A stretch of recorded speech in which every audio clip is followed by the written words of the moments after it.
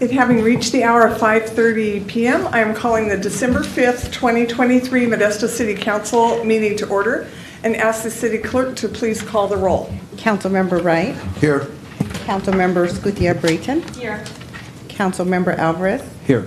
Vice Mayor Ricky. Present. Councilmember Bavaro. Here. Councilmember Williams. Here. And Mayor Zwallen. Here. Will everyone please rise for the Pledge of Allegiance, followed by the invocation from Bill Canoyer, Redeemer Church. I pledge allegiance to the flag of the United States of America and to the republic for which it stands, one nation, under God, indivisible, with liberty and justice for all.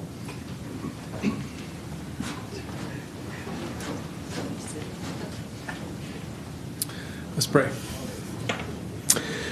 Father, I want to thank you for today. Thanks for bringing us through this season. God, thank you for just a great demonstration of liveliness in our downtown area. Just love what's going on here. I pray that for wisdom that you would give our city council members and mayor. God, would you give them the clarity they need to make the decisions they need to make our city a more vibrant place to live and to grow up and grow old in. And we thank you for the opportunity to meet in public, to take care of the matters of our city. Give them wisdom. I pray in Jesus' name. Amen. Amen. Thank you.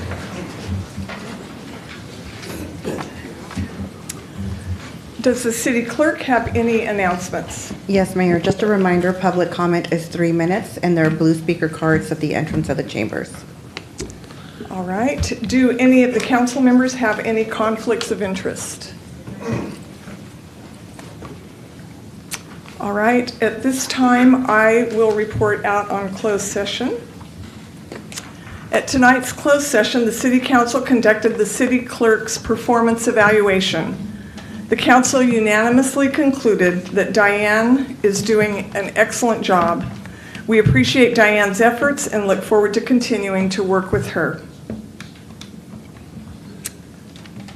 Next on the agenda is item 1. Consider appointing Jim Stokes to the Citizens Housing and Community Development Committee for a 4-year term beginning on January 1st, 2024 through December 31st, 2027. Do council members have any questions of staff? Seeing none, I will open this up to the public. Any members of the public that would like to comment on item 1? Any comments from council members? I have a resolution appointing Jim Stokes to the Citizens Housing and Community Development Committee for a 4-year term beginning on January 1st, 2024. Do I have a motion? And this goes through December 31st, 2027. Move to approve. Moved by Vice Mayor Ricky. Second. Second by Councilmember Alvarez. Will the clerk please call the roll? Councilmember Wright. Aye. Councilmember Gutierrez-Brayton. Aye. Councilmember Alvarez. Aye. Vice Mayor Ricky. Aye. Councilmember Bavaro. Aye. Councilmember Williams. Aye. And Mayor Zwallen. Aye. Carries unanimously. Item 2, consider appointing David Seymour, Babette Wagner, and Cheryl Lopina to the City of Modesto Landmark Preservation Commission with terms expiring December 31st, 2027. Does council have any questions of staff? Seeing none, I'll open this item to the public. Any members of the public that would like to come forward regarding item 2? Seeing none, I will close public comments and any comments from council members. None at this time. I have a resolution appointing David Seymour, Babette Wagner, and Cheryl Lapina to the City of Modesto Landmark Preservation Commission with terms expiring December 31st, 2027. Do I have a motion? So moved. Moved by Councilmember Gutierrez-Brayton. Second. Second by Councilmember Williams. Will the clerk please call the roll? Councilmember Wright.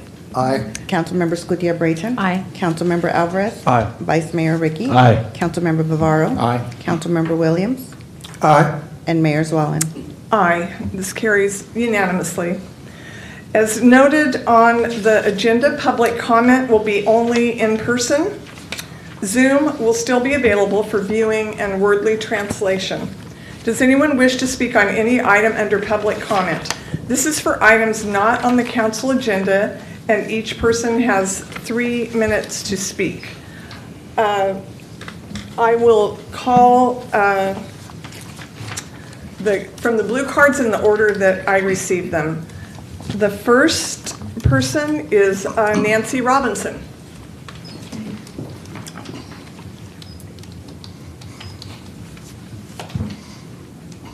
Good evening, Mayor Zwellen and the members of the City Council.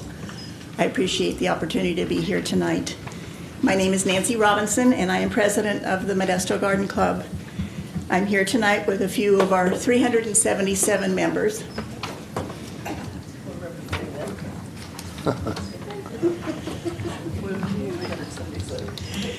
The Garden Club was founded in 1924. The 100-year-old Modesto Garden Club's objective is to educate, impart knowledge and skills of landscape design, floriculture, agriculture, trees, pest management, and ornamental horticulture. We desire to instill the joy of gardening and beautifying our community to club members, school children, senior citizens, and the community at large. As one of the largest garden clubs in the United States, this year we are celebrating our centennial year, our 100th anniversary, and we have the honor of being Grand Marshal in the 4th of July parade for the City of Modesto. And I want to extend a special thanks to Congressman Jeremiah Williams for inviting us. Whoa. I'm stepping up. Got a promotion. Today, I'm here to invite members of the Modesto City Council and the general public to join us as our club celebrates this holiday season with 2 distinctive local events. Tomorrow, Wednesday, December 6th, from 1 o'clock to 7 o'clock p.m. at the Del Rio Country Club, the Modesto Garden Club hosts an elegant holiday table viewing of 30 tables decorated by outstanding club designers, and the tickets are $10 at the door. The following week, on Saturday, December 16th, from 10 a.m. to 3 p.m., 5 local festively decorated homes and the Garden Club office will be opening their doors to members of the public to share in the magic of the season. Tickets are $20 and children are free.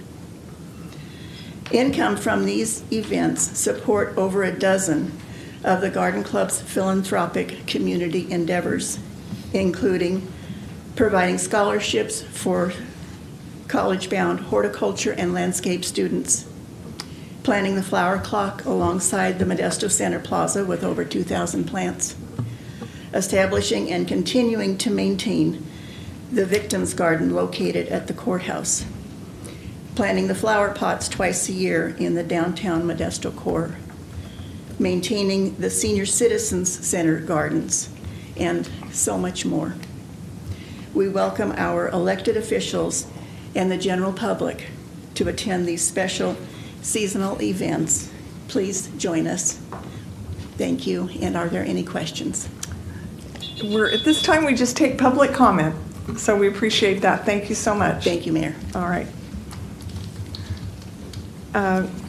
Next is Michael Brazel.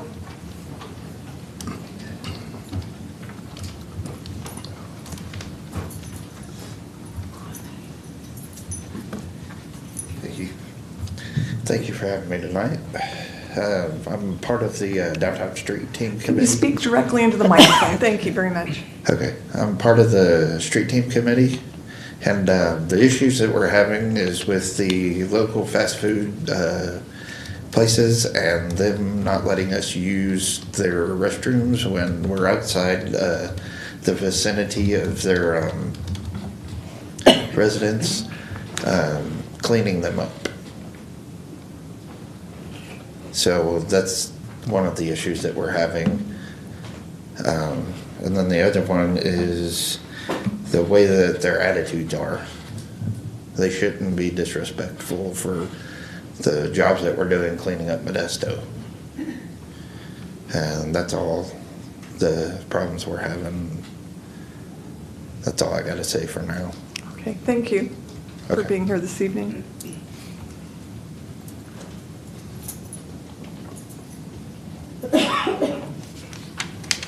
All right, Steve.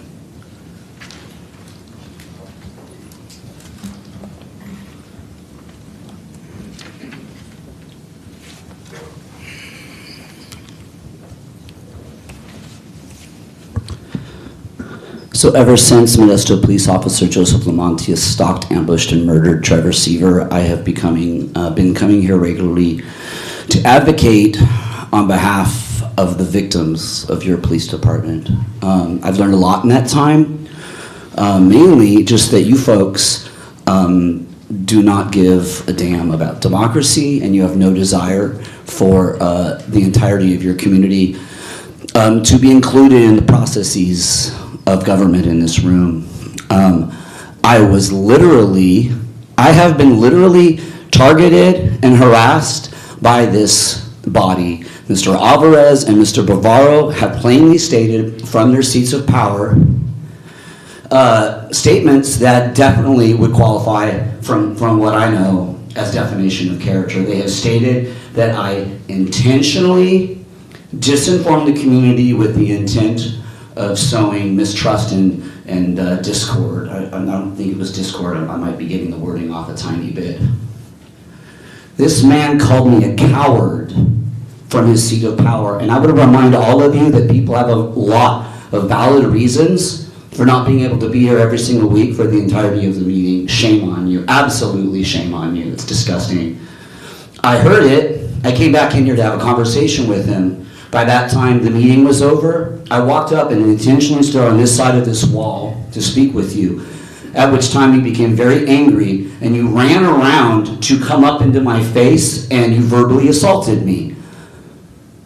I was shocked. A council member invited me out to the parking garage for a brawl.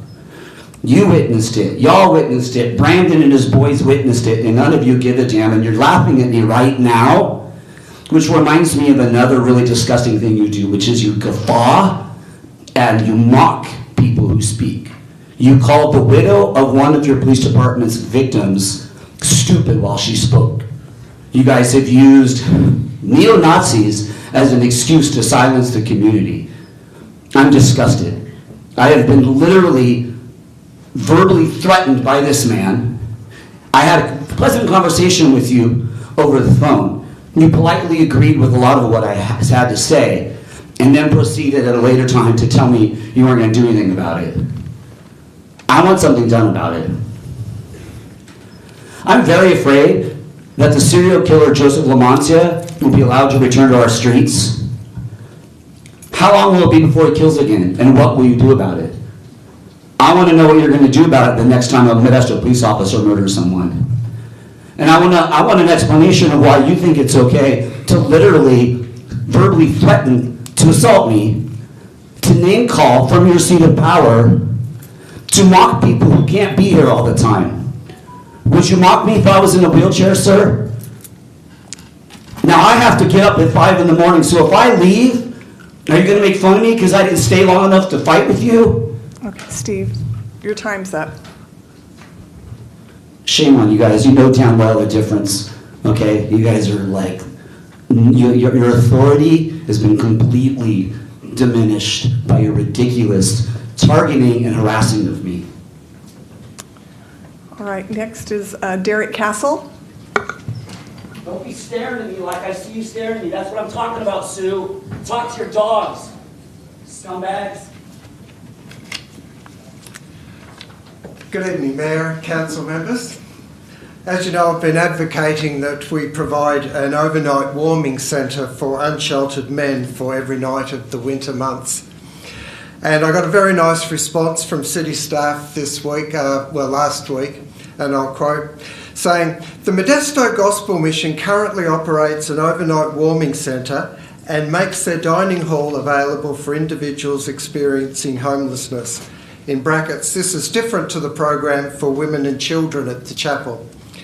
The program is low barrier and is available from 8:30 p.m.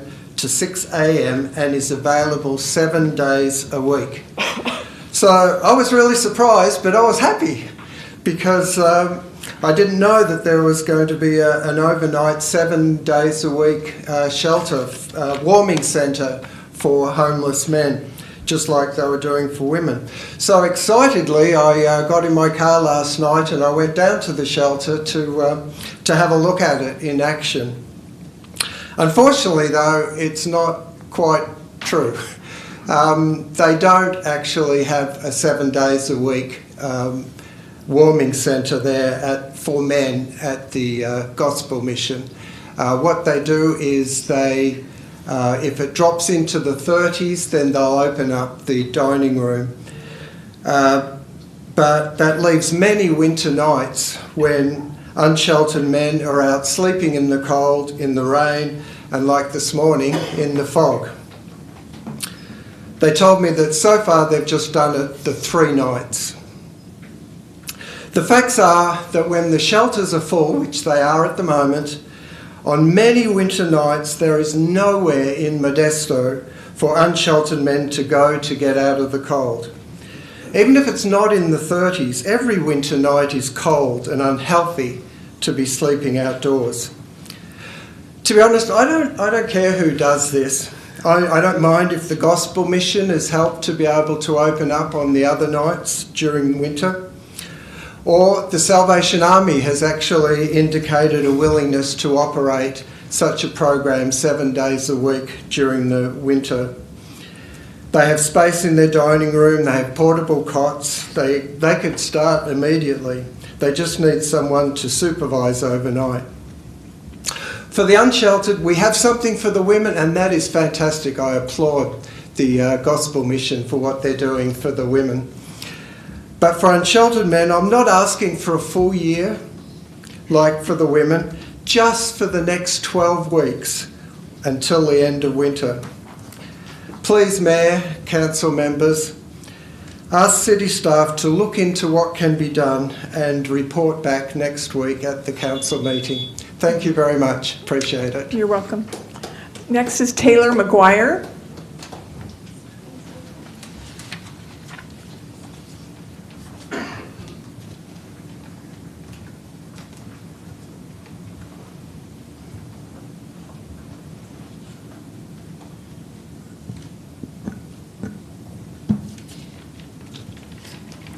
Hello, City Council members and other patrons. My name is Taylor McGuire, and I'm currently a sophomore at Grace M. Davis High School.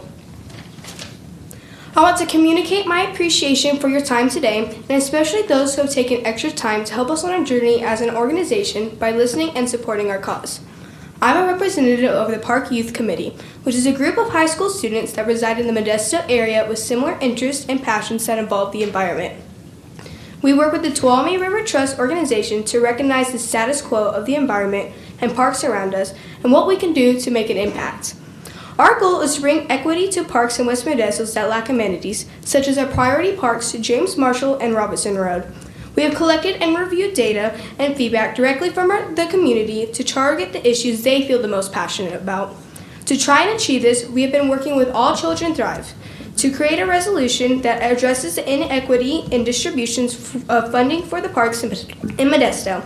We commend your efforts and successes at applying for receiving extra funding for specific parks such as MLK and Cesar Chavez through grants, but we still have work to do. While some parks in Modesto are receiving new playgrounds and interactive features, other parks are lacking functional amenities like lighting, sidewalk, and restrooms. The current division of money is focusing on equality, not equity. Equality is the act of making sure everyone, or everything in this case, has the same amount of something. But equity ensures that everyone or everything receives what they individually need to thrive. With the approval of a resolution, we hope to reallocate more funding to the parks that lack these basic necessities. We prioritize this issue compared to others because funding for parks directly ties into the growth and interaction for these parks. We are reaching out to council members and members of the community for their support because they are the heart of our community and can help our committee by supporting our upcoming resolution. We are truly trying to bring change to this issue because if nothing else changes, community engagement with parks will continue to decrease, which will affect our community's physical, mental, and spiritual health. In all, by bringing equity to parks, we can not only change the environment within parks, but the environment outside too. Again, I want to thank you all for your time here today, and a special thank you to Councilmember Escudia Brayton, Councilmember Alvarez, Mayor Zwollen, and Vice Mayor Ricky, and the Parks Department that have taken time to meet with us and or support our cause. Have a great rest of your guys' day. Thank you. Next is Diane Cruzy. Yes.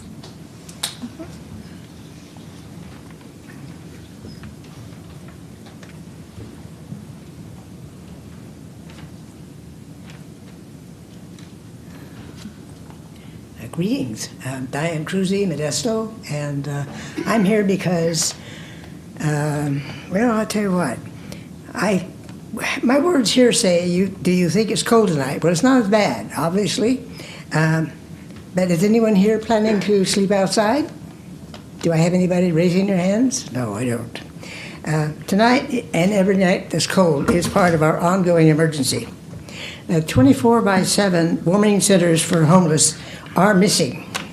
It was mentioned men. I'm just for everybody because they're all homeless. Some think all homeless problems will be fixed under a roof. Data says no. They need guidance. Creating temporary 24/7 warming centers is impossible for the government, it does seem. We need the leadership, folks. And daytime only, it doesn't work unless there's, it's colder than the night, right? Daytime, excuse me, I'm not reading. Be glad this emergency doesn't include all of the rest of us. We'd be very cold and not sleeping very well if we were outside. Anyone thinking nighttime warming centers aren't needed are acting dumb, on purpose, or is it ideology? You know, some people believe that the government shouldn't spend the money on the people, human beings, flesh and blood, and instead they want private sources to take over. I hope that's not what's happening, because we are talking about flesh and blood and people that are actually suffering there. Why do you ignore the reasons they become homeless? Less time as homeless will likely be the only successful ones, as data has shown if you bother to look.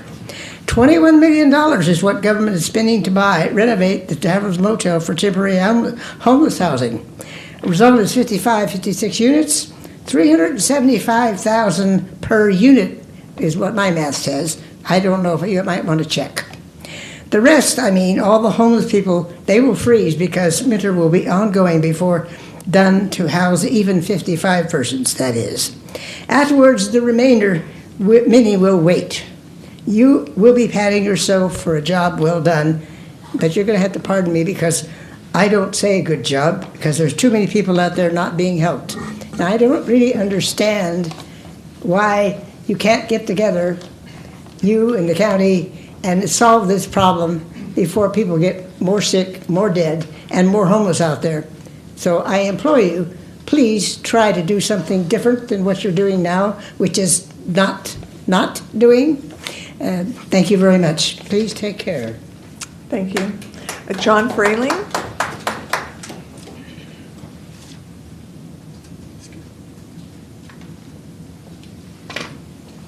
Good evening. Good to see you all. I'm going to just piggyback on what Derek said a little bit. I think there's two possible solutions for warming centers. At the last meeting, or I believe, we allocated $100,000 for the Modesto Gospel Mission for Women. I think we could do the same for men, and we have a potential solution to the problem, as they do say that they have room. The other possibility is Salvation Army, which has 120 cots. They have room in their dining room to put those cots up on a nightly basis. They would make breakfast available, and they would have everything cleaned out in time for the day people who are using that dining room and who are going to be fed. This could be done for a short period of time, and I think time is of the essence because it is December, and by the end of February, we should be in a situation where warming centers aren't going to be necessary. The other comment I have, and again, a brief comment is, I'm sorry, I have to tell you a little story. So a friend of mine lives in the West La Loma area, and it's a nice area, and behind his house is an alley, and it adjoins some Gallo property further on down the alley. I was talking to him yesterday, and he said, every night, every single night, there are people who are parking behind in the alley. He says, generally I don't mind. He said, except they are just leaving trash there, a lot of garbage. And so he said, some days I get lucky and it's on Gallo's property and Gallo picks it up. Other days I'm not so lucky and I spend a lot of time with my dog cleaning up the mess. I bring this up because I think that we have, again, possible solutions. The gentleman that you gave a position to earlier, Jim Stokes, who I have to say is just a wonderful human being, and I'm so glad he's in this position. He has said that if we have less restrictive hours, if you're going to work at 8 o'clock, you're taking your kids to work, to school at 8 o'clock, we could have it open, you wouldn't have to leave until 8. Or if you're getting off work, maybe 6 o'clock, have it open for additional parking, maybe have a little fewer requirements for insurance and things like that. So I'm just trying to encourage you to have staff look at a possibility of opening this up to other people so we can fill that safe parking and have some safety in our streets. Thank you. Good evening to all of you. You're welcome. John Lucas?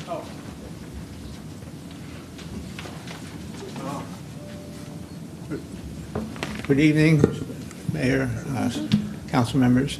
I don't really have a lot more to add after these presentations that we just heard. I do want to say that I know that the council has done some things for homeless, the bridge housing. I'm glad you're supporting bridge housing.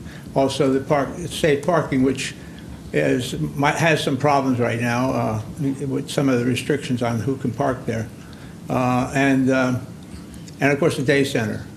So those are all things that I think were very good that you did, and I'm glad.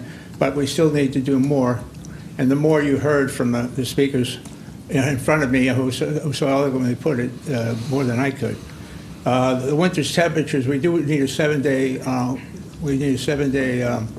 night warming spots. That's what we do need. One of the things I thought about when I was thinking about this tonight coming here was we have what happens is you have people being sick. They get sick in the cold. And you have use of emergency services then.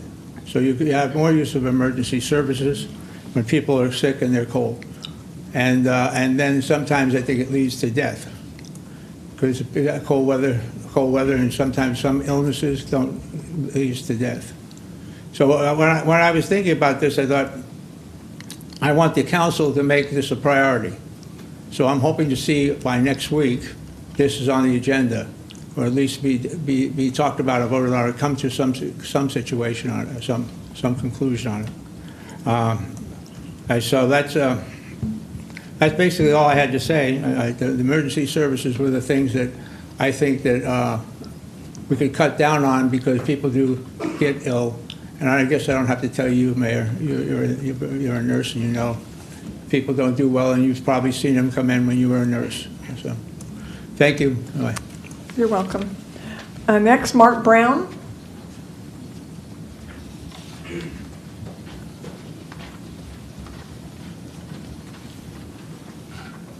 Greetings, Mayor Zwalin, City Council. I'm just going to make this quite brief. I'm a born and raised Modestoan, 51-year-old. My family's been established for 90 years plus.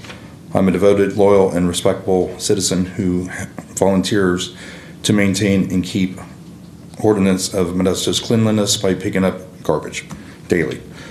My beloved great-grandpa, who I'm named after, Roy Brown, who was a city street maintenance employee for many years from the 20s until he retired in the 70s. I've been involved with Downtown Street Team since July of last year. While working on picking up the garbage, a few of the businesses, as Mike Brazil had mentioned previously, has prohibited many of us downtown street team volunteers from being prohibited from using the restrooms while on shift. The owners or store managers believe that we're going to pollute them, and also our city parks as well. I believe that the rules need to be modified during our shifts so we can be able to keep ourselves hygienically clean, as well as the restrooms that we're publicly using, and to keep order and cleanliness for our city. On that note, is like local businesses, either you have to become a customer, or they try to keep the restrooms from being used because they seem to be preoccupied with some other citizens who use illegal or prohibited substances. Not all of us are like that.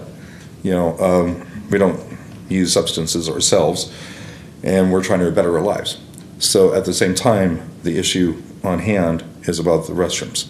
So I don't know how the discussion openly with all the rest of us citizens to discuss and to become a better established rules or regulations upon businesses who prohibit us from using the restrooms publicly. So I wanted to thank you for allowing me to speak. Thank you. Sure. Thank you very much. Appreciate it. Sebastian Jones?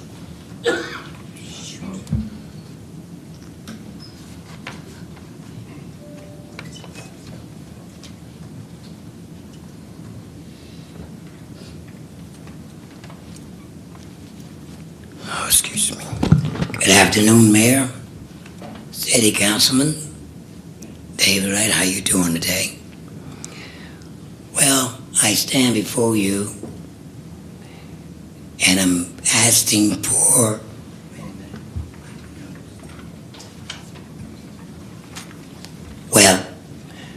it's time for a change.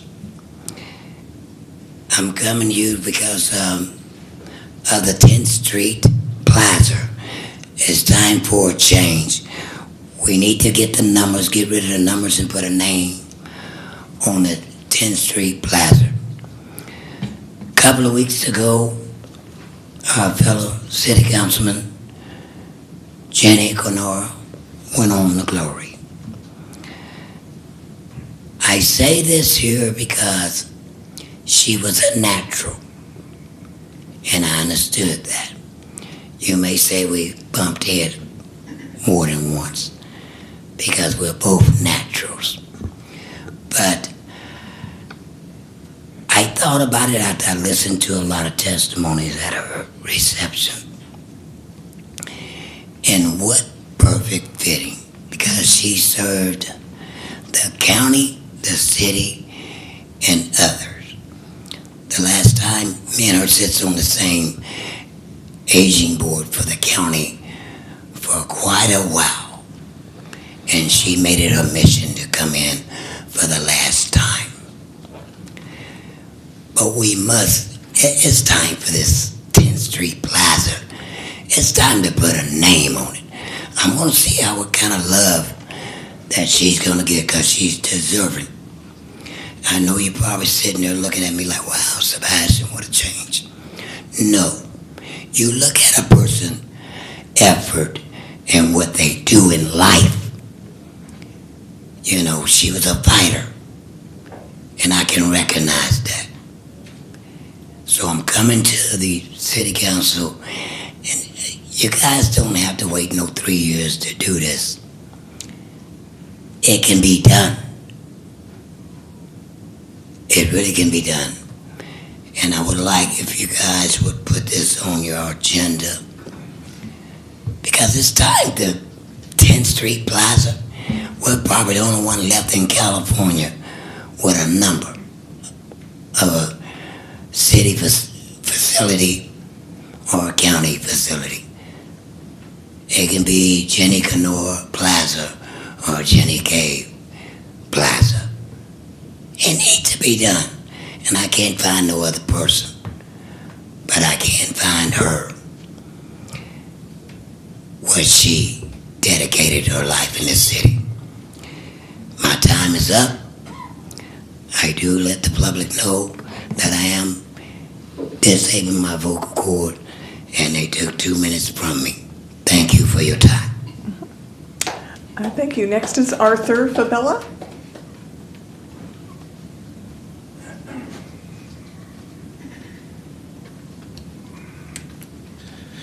Yeah, good evening. My name's Arthur Fabella, and I'm here in regards to the municipal golf course. And I had come here maybe a month or so ago, in favor of commercial development at the golf course, and I am totally against any residential development. Now, when you think about it, West Modesto has one grocery store, and it's probably about 50 years old. Very outdated, very low choice of selections of products, or even price selection of prices. If I want to get any kind of good prices on the groceries, I have to go across town. And for me, living in one of the most populated areas of the city, I think that's a bunch of baloney. The city proposing half of it being residential and then 7 acres for commercial development. Right now, so what we have right now is we have one outdated grocery store and tons of these mini markets. You know what mini markets do? They charge you 2-3 times as much as what you could get from a major grocery store. So it's something we really need, you know. It's not just, you know, people on the other side of town are drinking wine, drinking craft beer, and having their dinner cooked while they're shopping. And we have one store that's 50 years old. We used to have 2 stores 45 years ago, but now we're down to 1. We're losing ground here. So you got the poorest people having to spend money on gas, having to spend money on their time to get any kind of quality products.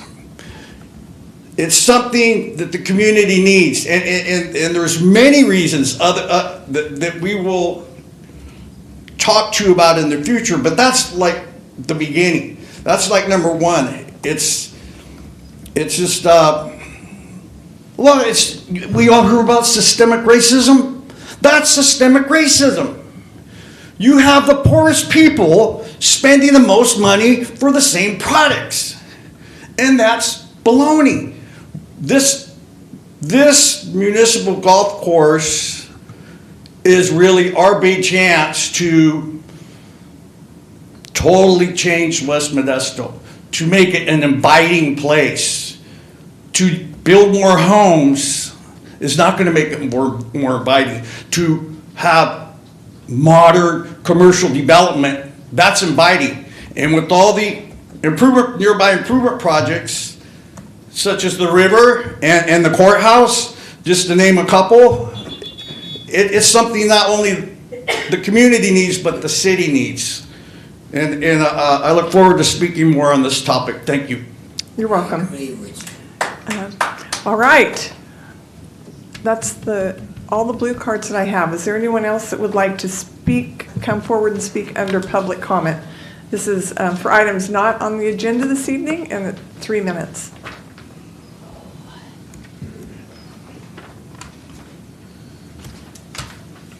Good evening, Loretta Carhart. Loretta, put the microphone. You mean so you can hear me? Yes, there you go. Okay, I want to know, where is the legal law in this town? We need legal law, definitely legal law on lots of things, but one of them actually is on our city buses. Kids nowadays can ride the buses free. I'm being told by different people that the parents are the reason for kids acting and doing as they are. Police have told me they cannot help. Other people have told me they cannot help, so I want to know who can. We have children riding our buses free to school or anything at all. And this is definitely needed. Shoes go on the seats, cussing goes all over the place, young kids wearing their pants down to where you can see their rear, and you know what I'm talking about. And this, to me, needs legal law on it. If we don't do it, it's going to be 1,000,000 times worse than it's ever been, and all it's doing is getting a lot worse. Narcotics are still here like mad, and lots of people need help on it. But with the kids riding the buses, that's my main goal in it right now. But then legally we need help on these sidewalks, because that was in the newspaper recently. And I found that lots of people do not know about the sidewalks in Modesto, being to where if there's damage on a sidewalk, the actual owner of the property is actually over that sidewalk. I want to know, is that the truth? And if it is, why aren't people really told this? I know plenty of places in town that the sidewalks are horrible. I myself have even fallen on some of them. Luckily, I've never broken a bone. But there's lots of people I understand that have. But please do something about our buses. And by the way, buses are all free all the rest of this month. Thank you. You're welcome. Is there anyone else to speak regarding items not on the agenda? Welcome.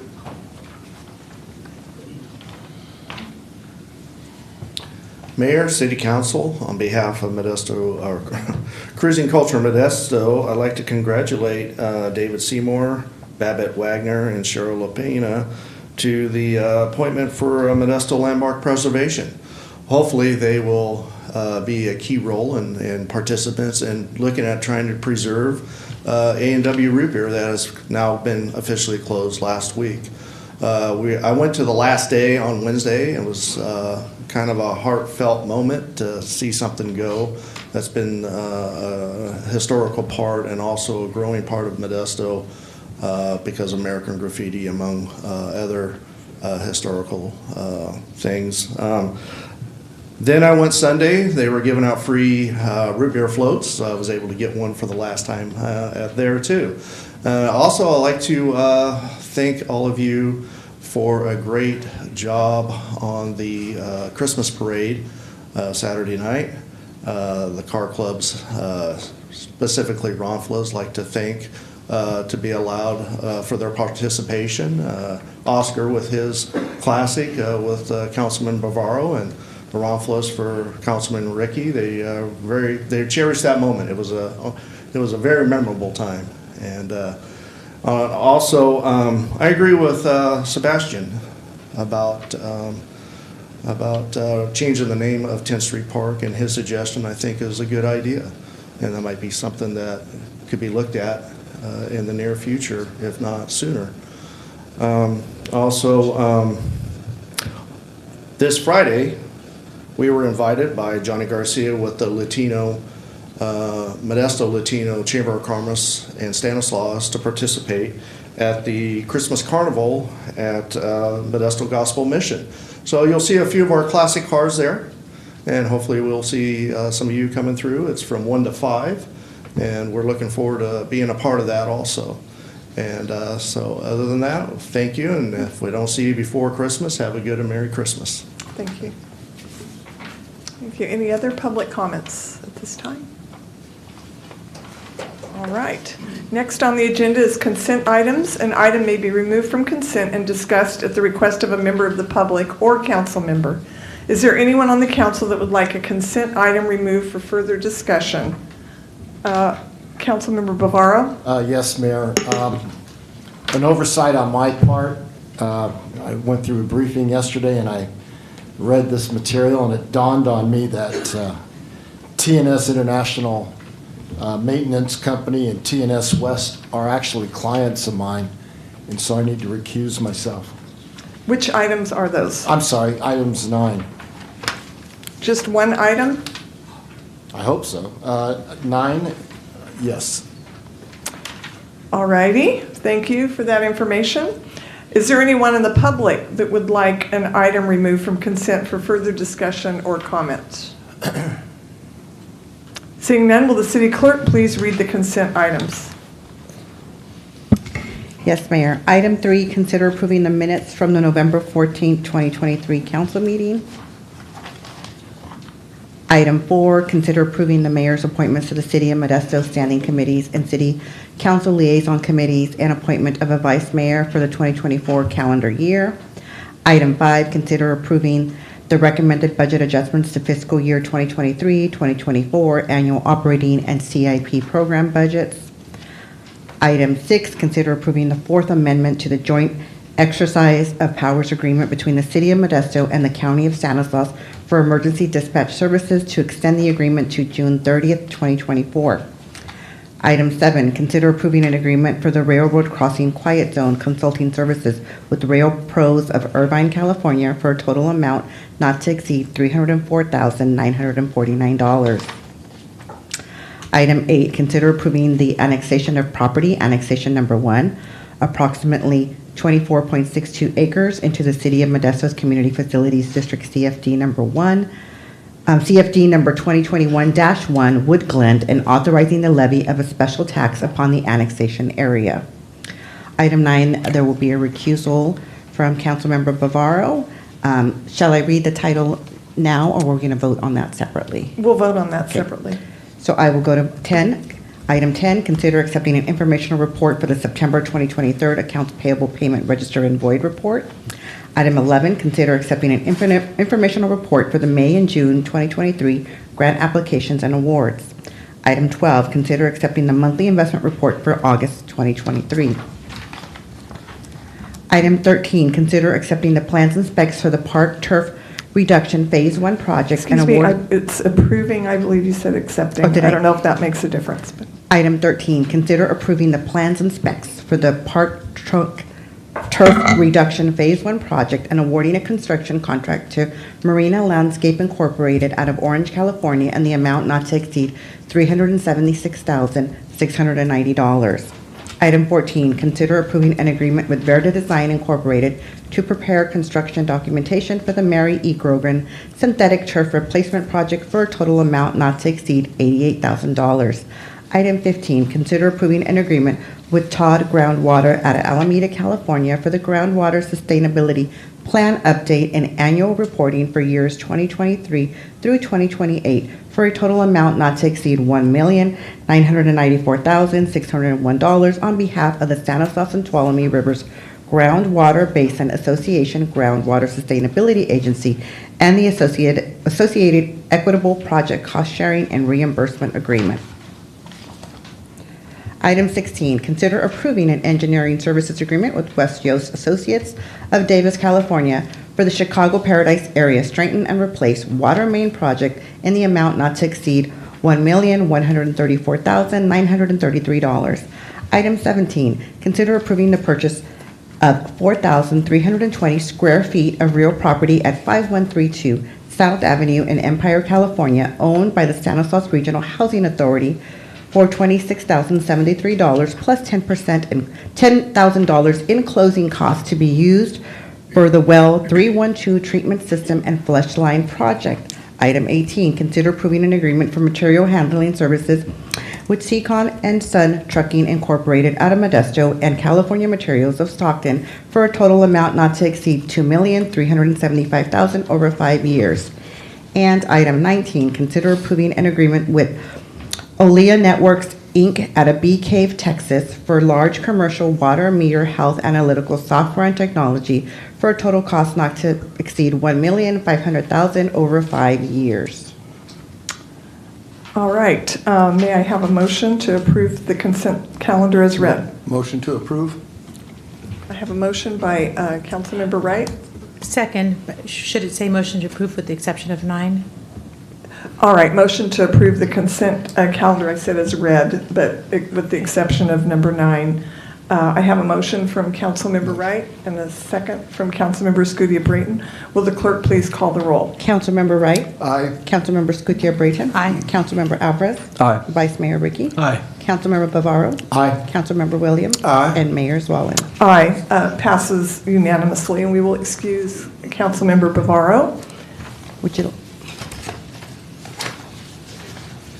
Okay. all right. Item 9, consider accepting the Jennings Water Quality Control Plant new entrance and exit project as complete, releasing securities, releasing payments totaling $3,533,015 to TNS Intermodule Maintenance, Inc., DBA TNS West out of Linden, and authorizing the city clerk to file a notice of completion. Thank you. Do I have a motion? Motion. Motion by Councilmember Williams, second by Vice Mayor Ricky. Will the clerk please call the roll? Councilmember Wright. Aye. Councilmember Scutia-Brayton. Aye. Councilmember Alvarez. Aye. Vice Mayor Ricky. Aye. Councilmember Bavaro. Oh, I'm sorry. Councilmember Bavaro is recused. Councilmember Williams. Aye. And Mayor Zwollen. Aye. Carries 6-1 with Councilmember Bavaro being excused. Recused. Excuse me, 6-0. All right. Do we need to take a break for 5 minutes? Why don't we take a break for 5 minutes? We will be back at... Thank you.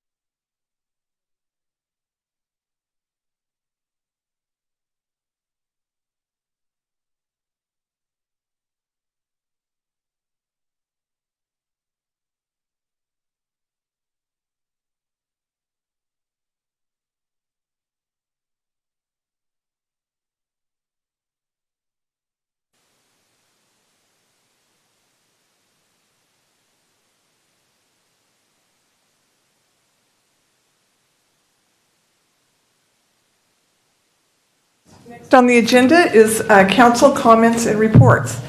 Do any of the council members have any comments or reports? Councilmember Williams. Thank you, Mayor. First and foremost, I'd like to congratulate, first, I want to thank Vice Mayor Ricky for his role this past year. And you did a phenomenal job. You even have a suit coat on tonight. You're looking more for you, man. Spiffy. And then also now, I want to congratulate a young man from Modesto who is just stepping up and making us all proud. And now having the title of Vice Mayor in the coming days. And so congratulations. It's good to see your family here, and your dad and I and Lou and a few others that knew each other way back when. Can't tell you how far back. But for the most part, congratulations, and you'll do a fine job. Thank you. Thank you. All right, Councilmember Bavaro. Thank you, Mayor. A couple things. Number one, with regards to the Downtown Streets team, it's unfortunate that some local businesses are not allowing them to use their facility, but the good news is the community and economic development are already on it. And that tells you Jessica Hill's department is going to make things happen. And so thank you for doing that, Jessica. A couple things going on in my district I'd like to talk about. We have the street maintenance, the pavement project done on Lakewood between Briggsmore and Laramie. And that was a project that was made all the homeowners in that area very happy. And also in La Loma area, Utilities Department is working hard on the sewer and water pipe updates and the infrastructure there. And I know that they're doing a great job because I have not had one call from a constituent complaining about traffic. So, and I know that they're doing a marvelous job of working with that neighborhood. And also would like to mention that with the Measure H monies coming in, that the folks over in Lakewood area, East Ridge area, they're going to have some updates on their playground equipment from what I see. And so with all that, those are all positive things that I wanted to bring up. One last thing on the Downtown Streets team. I did talk to the administrator. Her name is Megan Clifford. And she informed me that over the last 5.5 years, the downtown street people have picked up 750 tons of garbage. That equates to, 150 tons a year, or approximately 12 tons a month. And, that just tells you what we're able to do with getting people who have had issues and getting them back on their feet.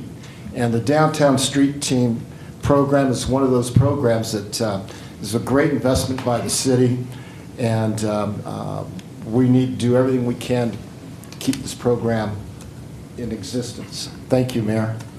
You're welcome. Vice Mayor Ricky? Thanks, Mayor. I want to echo Councilmember Bavaro's sentiments about Downtown Streets team. I mean, not only are they doing an incredible job of keeping our city clean, they're also, helping the unhoused find pathways out of homelessness. I mean, I just heard that they were able to find 40 people shelter in 2023, and that's just absolutely, that's exactly what we want them to do. It's incredible. So I'm also hopeful that we can work with them on this issue that we're having with the bathrooms. I also wanted to talk a little bit about the Celebration of Lights parade that we had this past weekend. It was a huge success. Attendance was through the roof. I also thought the lighting of the city Christmas tree was a huge success. Rocking Christmas was amazing. I want to thank Nathan and the Parks Department who helped coordinate this. Everyone else at the City of Modesto, Chris Murphy, Modesto View, and all the other sponsors for doing such a good job. I also want to talk a little bit about safe parking today. It's a really important part of our homeless toolbox. I'm really pleased to hear that the City of Modesto is working on rule changes to make it more effective. We've got the space now. We've done a lot of the hard stuff. We've got the space now. We've got really good security. Our wraparound services that are connected to the safe parking are really effective and are finding people housing. I just think with rule adjustments, we can make this program perform as well as it does in other cities. And I'm just looking forward to seeing those improvements and seeing the program renewed. I also want to talk a little bit about A&W Root Beer. It was closed down by an unethical serial plaintiff who hit our classic drive-in with an ADA lawsuit. And we weren't able to save it yet and keep it open, but it's still an important landmark in our community and it needs to be preserved. And it's my hope that the Landmark Preservation Committee will save this notable place somehow that's been enjoyed in our community since 1957.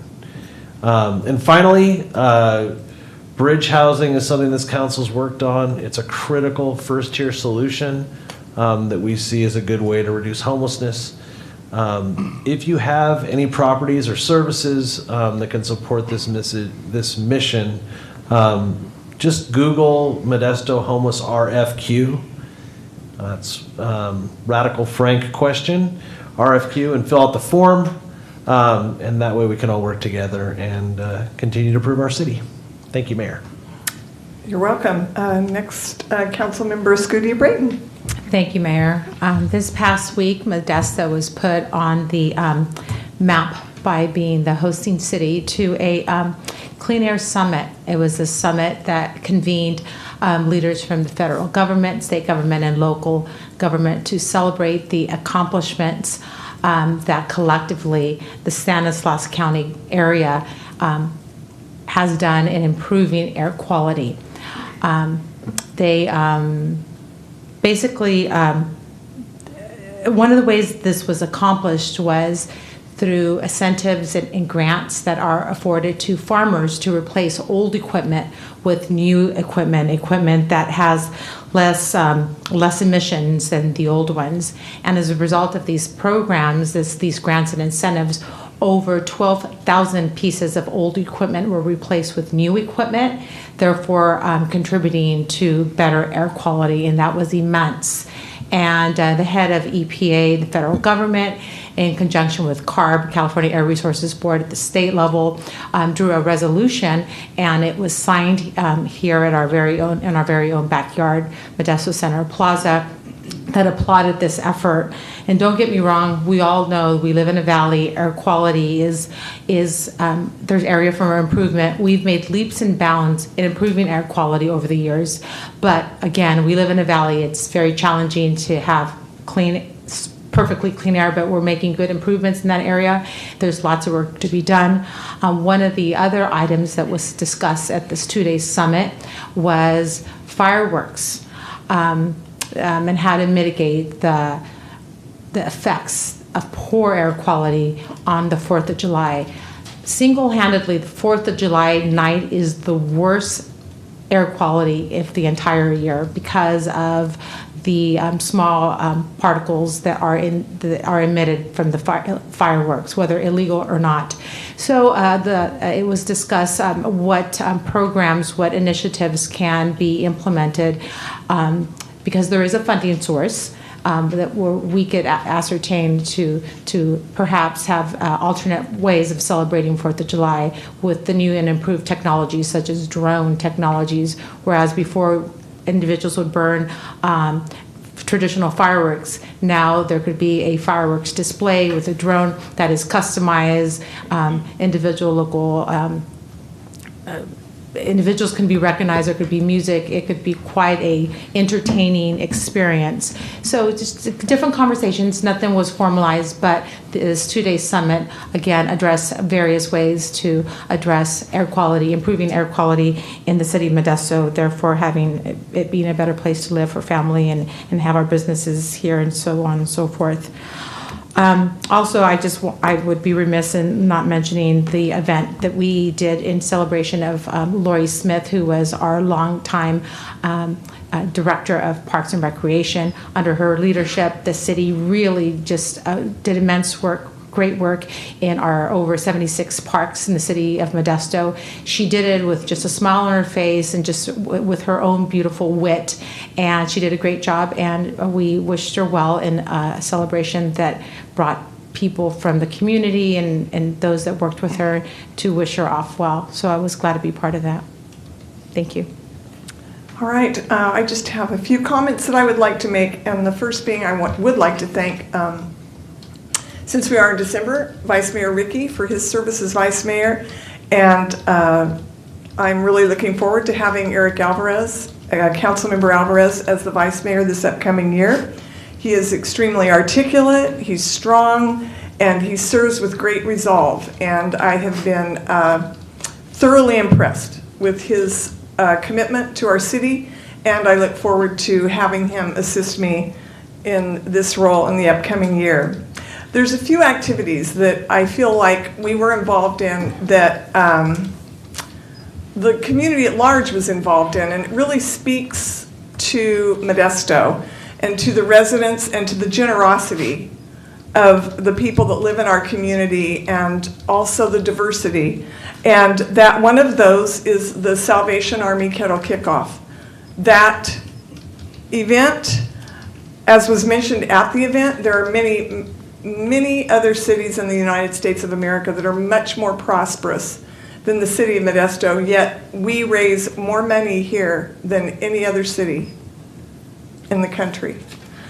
Also, I attended the Stanislaus County Interfaith Council event at Congregation Beth Shalom, where the room was packed with diverse community members from every faith, non-faith, tradition, and the feeling in the room was incredible. There was such unity, and I was so proud of our city once again at that event.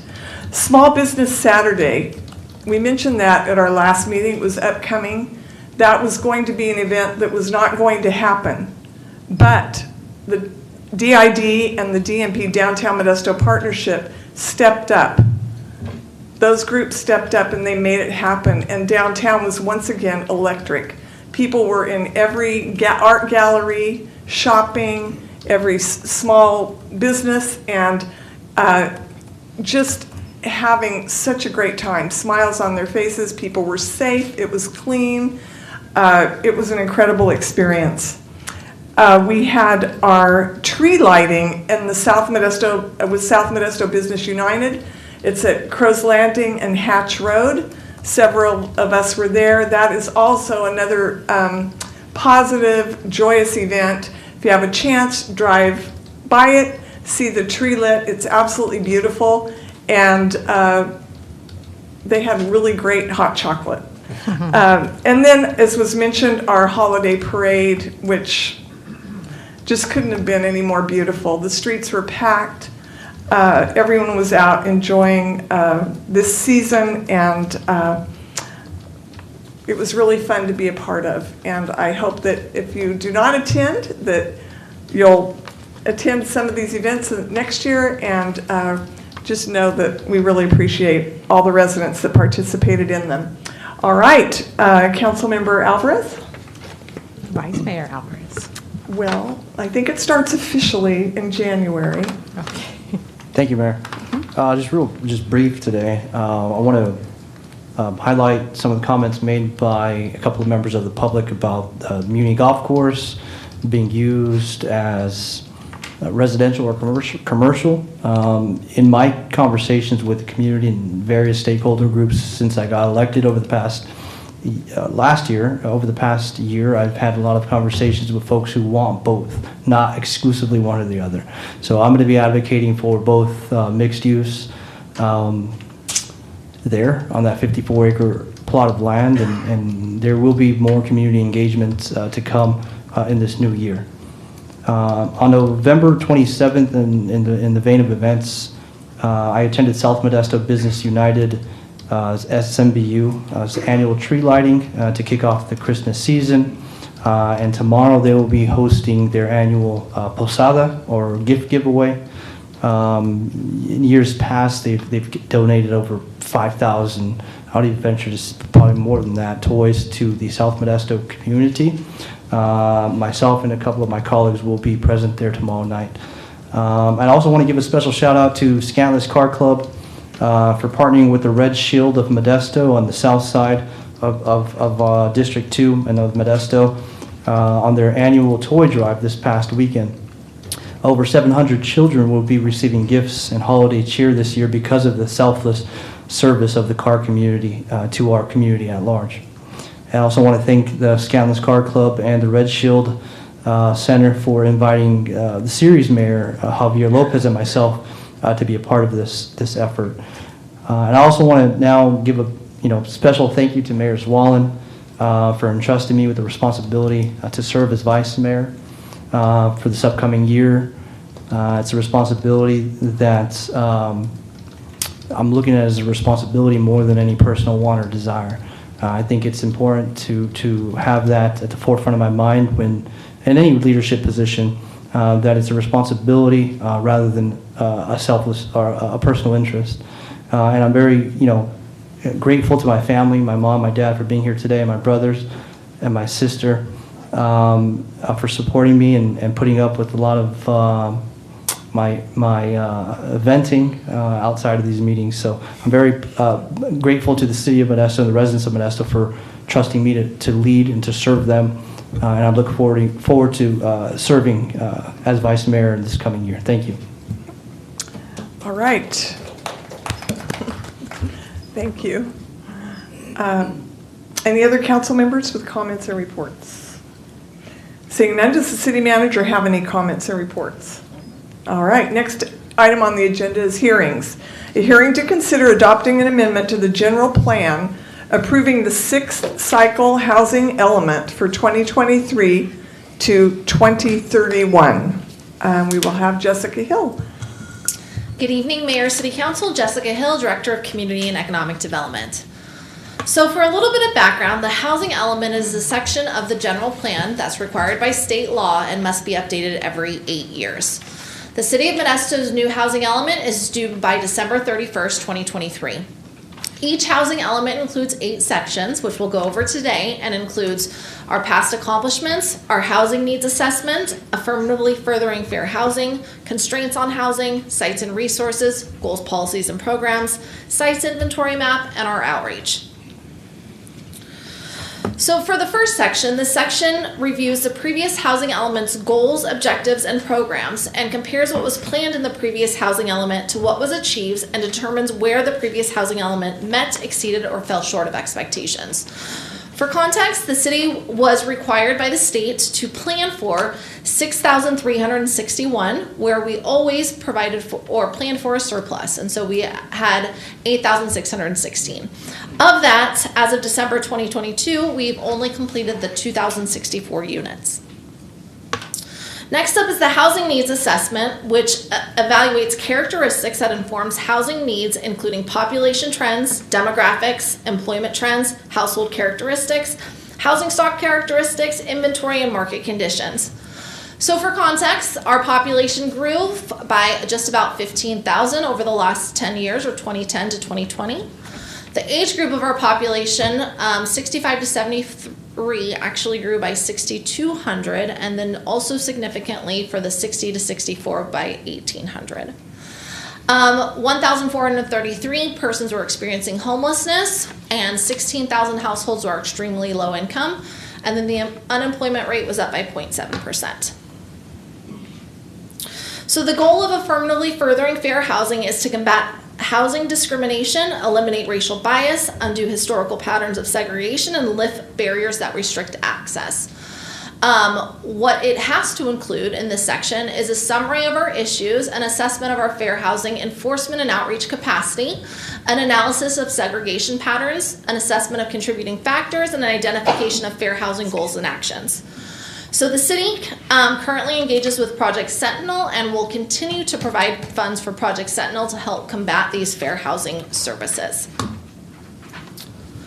Next up are constraints in housing. So this section's to go over both governmental and non-governmental constraints on housing that are beyond the city's control and how the city actually takes action to help combat these. So some of the items the City of Modesto already has in place, which we outlined in our housing element, is we have staff level review for development which is consistent with zoning with only minor deviations in development standards. What we do is we ensure we assign a project planner for each step through the entitlement process that helps work directly with the applicant and engages with all city departments. We're implementing our Track It system, which is our electronic plan review to ensure that everyone can submit electronically and we receive all comments electronically from our other city departments. And then what we also allow is applicants to process their building and grading permits concurrently with their discretionary permit approvals. And so to ensure that we're working with them with any specific timelines. Next up is the sites and resources, where this provides an overview of available land resources and residential sites for future development. So what we did is we identified some of our key projects that have currently kind of outside the box that we're working on right now. So one of them is the 1612 Old Clarion, where we're converting a hotel to 150 low-income units. Downtown, the 7th Street project is a mixed-use development in downtown Modesto for 79 low-income units. 3313 Coffee is a mixed-use development. It's actually 15 above moderate units with kind of a charter school educational buildings as well as some commercial component as well.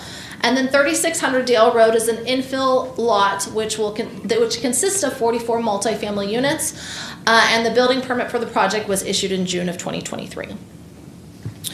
One of the biggest components of the housing element and what the state's really looking for local jurisdictions to really build upon is the goal policies and programs.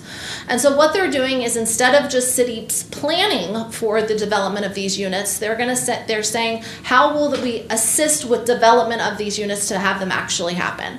And so what we're doing is we're making our residential sites inventory available and updating it annually on our website. We're also in the process of developing a housing trust fund to help with new construction, acquisition, and/or rehabilitation to create or maintain affordable housing. We're working really closely at how we can streamline or incentivize affordable housing projects, where we already use CFF waivers, and we also have ministerial approval of these affordable projects. But how do we continue to foster more development of these? Also to continue with our homeowner rehabilitation assistance program to ensure that we're maintaining our affordable housing units in Modesto with a concentration to make sure we have specific outreach to our farm workers. And then lastly, to improve pedestrian infrastructure, sewer infrastructure, and multimodal access in our downtown area. So the RHNA, or the Regional Housing Needs Assessment, is what the state actually designates our local council of governments to determine how many units need to be planned for. And how they determine this is on a variety of factors. Things they consider are the future population and household growth, overcrowding, cost burden, vacancy rates, and jobs housing imbalance, and whether units have been lost due to a state of emergency. Once they do that, they go ahead and pass this over to our local STANCOG, who created the methodology and totaled the RHNA for the area and split it based on income levels throughout the 10 jurisdictions regarding the share of the forecasted amount. So for Modesto, over the next 8 years, the regional housing needs allocation will need to plan for 11,248 units. And so of the 11,248 units, the breakdown of the income levels that we are planning for are above. And so as you can see, there's a huge emphasis on the low, very low, and extremely low, who make up nearly half of those that are above moderate. So more equal, that the state's making sure local jurisdictions put an emphasis on that low income housing as well. On the screen above is a site's inventory map. So this are units that we are continuing to track over this 8-year period of time to ensure that they are planned for and then developed. Some of the ones that are crosshatched are ones that we already have pending, which are in various entitlement process or building permit issuance. And then other ones that are highlighted are opportunity sites where we see would foster good housing development moving forward. For the public outreach, we had 3 focus groups in May with community members and housing service providers. We had 2 virtual community workshops in July, and then 3 additional direct workshops with local community groups. We ensured we met the state's 30-day posting regulations, and we put it up for review on June 16th, with continued to make current minor adjustments with HCD feedback, and it's still posted on our website today. The Planning Commission motioned for approval and held a public hearing on November 6, 2023. I do want to focus on some of the consequences for non-compliance. So if a locality does not adopt a housing element in substantial compliance with state law, what it could trigger is the builder's remedy. And what that means is that if a builder actually comes in and has a portion of their units deemed affordable, they would not have to go through the planning process, and they were able to build those units by right. What it also does, and what I wanted to emphasize, it puts some of our state funding at risk. And so if we're not deemed compliant, our future state funding would be at risk for the City of Modesto. So for the process and schedule, I've already briefly gone over, but we are looking for City Council action tonight on December 5th. What it would do was ensure that we meet our overall deadline by December 31st, 2023. And with that, I'm happy to answer any questions. All right, does council have any questions of staff? Councilmember Bavaro. Thank you, Mayor. Jessica, do we have a timeline on the completion of 1612 Sisk Road? Right now, 1612 Sisk Road is actually working on securing the rest of the funding associated with it. I anticipate it will ramp up in spring 2024 and probably a 12 to 18 month timeline. Thank you. You're welcome. Councilmember Escudia Brayton. You had referenced something in regards to farming housing. Can you tell me a little bit more about that? Yeah, so part of the emphasis from the state is ensuring that we're specifically outreach to underserved population groups. One of the items that they mentioned is the farm worker housing. And so what we're doing and what we're adding to part of our HUD funding as well is calling out that specific population group to ensure that as different funding becomes available, that funding can be used to help support farm worker housing as well. Do we have any of that identified to be directed for that constituency group as of yet? As of yet, we do not, but we are working on helping get the word out to ensure that we can bring more of that to our community as well. And is that reflected in the inventory map and list that we have that categorizes? So the farm worker housing would be included in our goals, policies, and programs. And actually there's an action next week that will bring forward a change to our HUD policies and procedures, which specifically calls out that population group as well. Thank you. You're welcome. All right, Councilmember Wright. Thank you, Mayor. Jessica, good plan. However, you know, being in insurance, seeing what the cost of building is, building runs anywhere from $250 to $300 square foot. So it's hard to talk about affordable housing when materials and just building, not counting purchasing the land, just building the structure is very expensive. Have we looked at ways that we can increase housing in mobile home parks, adding more mobile home parks? Mobile homes are more affordable than regular housing units. So on your plan, do we have any areas that have been set aside for maybe future mobile home parks? Right now, it's not specifically identified in the plan, but I will say that staff continues to look at different alternative forms of affordable housing to help lower the cost and increase the amount of housing units that we're able to build in Modesto. And mobile home parks can be a great entry level for a lot of families that, you know, when you're making $40,000 a year, you want to go out and buy a $250,000 or $300,000 home, you're looking at, you know, close to $1,900 a month, and when you're only making $35,000, $40,000 a year, it's not doable. So I would really recommend that we, you know, start looking a little bit outside the box on, you know, type of structures, especially maybe condos types, duplexes that are actually condos. I think we've had that conversation, Absolutely. You and I, but also mobile homes. Great, thank you. All right, Councilmember Escudia Brayton. I'm not, bridge housing, does that go in any way towards achieving the arena numbers or not really? No, bridge housing is not considered permanent housing. It would be all of our permanent housing projects would be considered towards our arena numbers. Thanks. All right, any other council members with questions? Seeing none, I will now open the public hearing.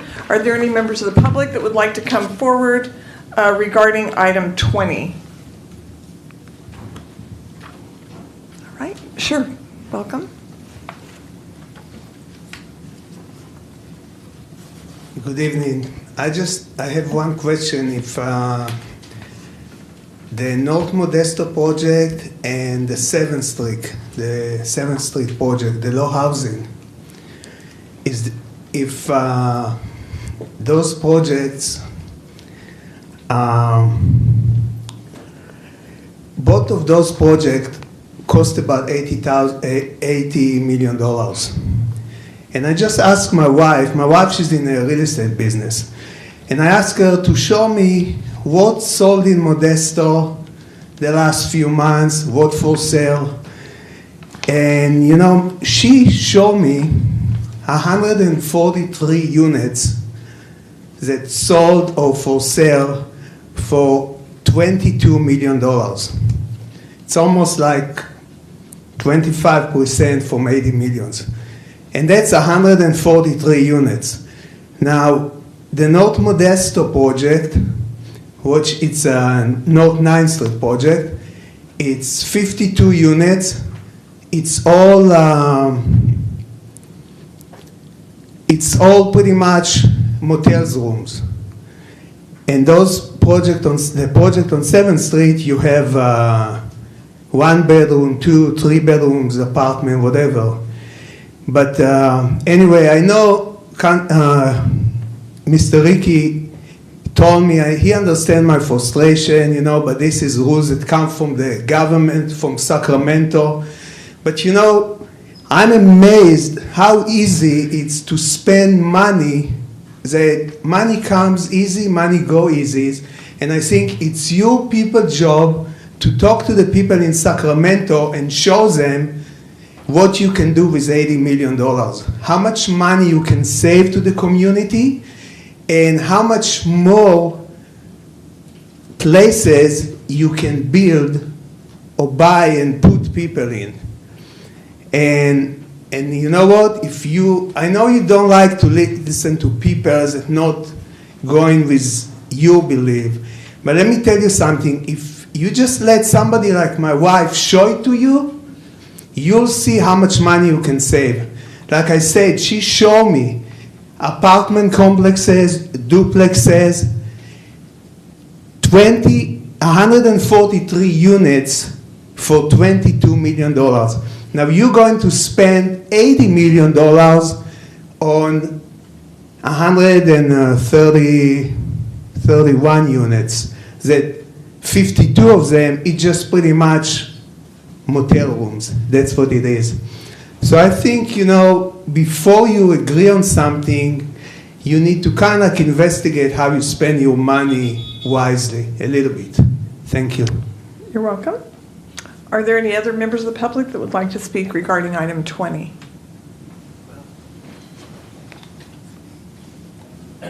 I just want to second Councilmember Wright's emphasis on needing to look at some different alternatives for lower income housing. And if Jessica doesn't mind, I'd like to ask how ADUs fit into this plan. Would that be okay? Thank you. So accessory dwelling units, or ADUs, are a priority with the state, and so they are part of what our planning of the 11,248 are. And you can see a gradual increase for the city of Modesto of more and more accessory dwelling units that have actually been planned for and then now being built. So it is one of our emphasis in our goals, programs, and priorities. Thank you. All right, any other members of the public regarding item 20?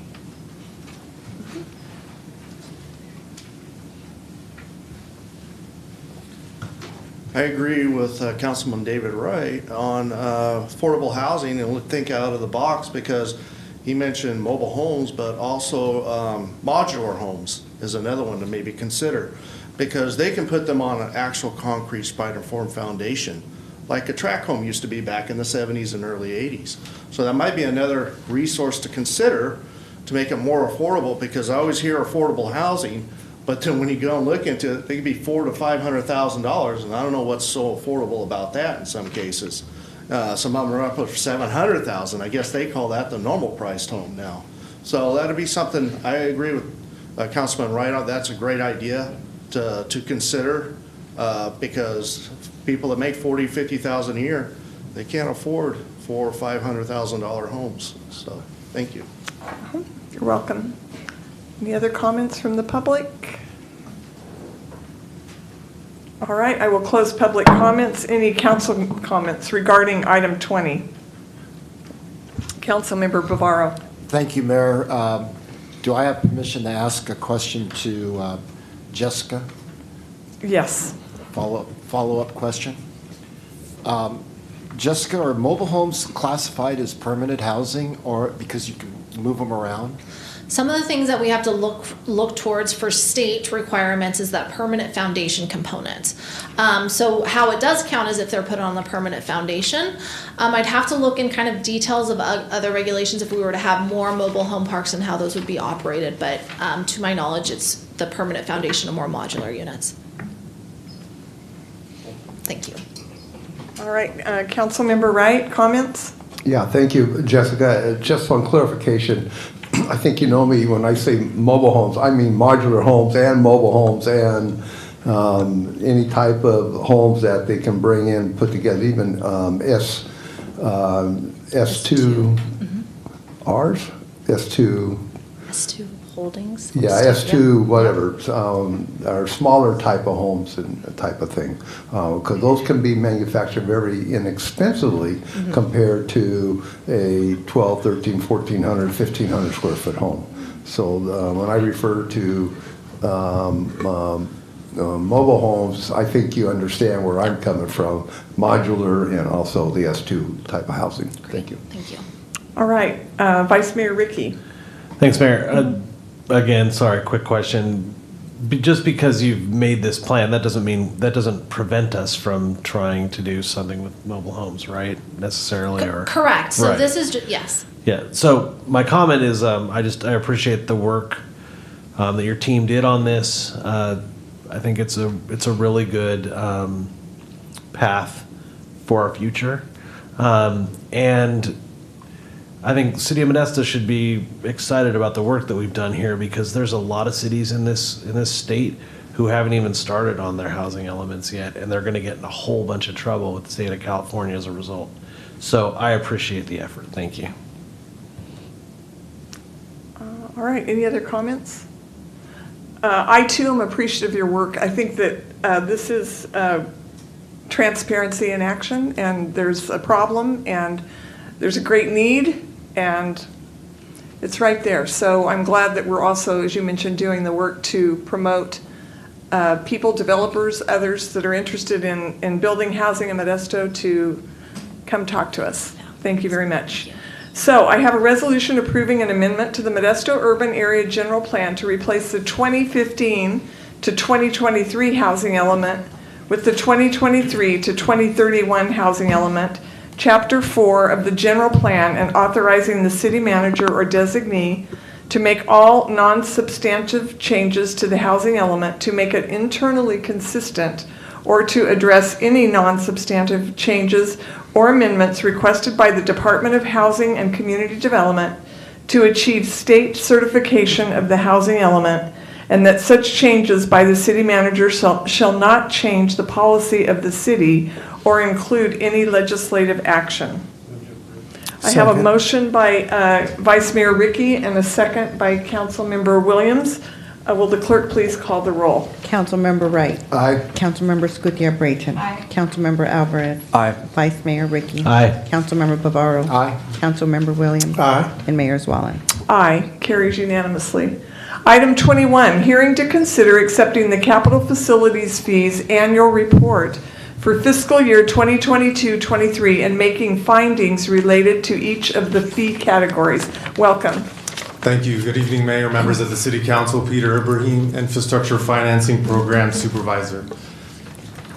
The item before you tonight will be to consider accepting the Capital Facility Fees Annual Report for fiscal year 2022-2023. California Government Code 66000 allows local jurisdictions to adopt an impact fee program to mitigate the impacts of both new development and expanding development. Impact fees may be used for the purchase, construction, and expansion, as well as rehabilitation and acquisition of public facilities. Impact fees, however, cannot be used for maintenance of existing or future facilities. And impact fees are typically paid at building permit issuance. Continuing on, the City of Modesto Capital Facility Fees Program was established in 1987 and is adopted by the City Council. And it's based on the relationship between the type of new development and the infrastructure that is associated at general plan build-out. CFF is collected on all new construction and expansion projects citywide and the city's sphere of influence. Capital facility fees must be segregated from both the general funds as well as other funds containing fees collected for other improvements. As mentioned before, California Government Code provides that the local agency that requires the payment of development fees shall prepare an annual report, and that annual report must be made available within 180 days of the last day of the fiscal year. The annual report follows a structure of deliverables in regards to fees collected, funds, and public improvements and transfers, which I'll be getting into these next few slides.